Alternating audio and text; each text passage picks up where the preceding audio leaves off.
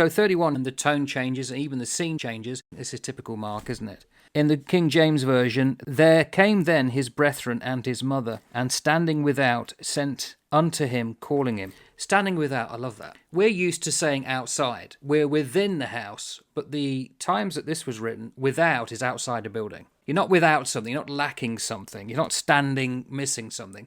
You're outside of a building. Are you standing without? Another modern translation would say something like, then Jesus' mother and his brothers came. Standing outside, they sent words to him to summon him, which is exactly what you've explained. Mm-hmm. But were they standing without? Where does it say he's in a building? So are you talking outside of something else then? Something non-physical? Yeah, well, not necessarily non-physical. If you were to fast forward to verse 34, and it says, and he looked around about on them which sat about him. Sitting in a circle in Greek. Ah, yes. So there we are. That's interesting. So he's outside. Right. He's in the centre of the circle. His mother, his brothers, his family are on the perimeter of the circle of people that are enclosing him. Now that I find really interesting and very provocative. Why? And also calling unto him. So standing without doesn't make much sense until we begin to realise, as we see in verse 34, that Jesus was surrounded by a ring of people around him. He was completely encircled by this group of people who are listening to him, totally surrounding him,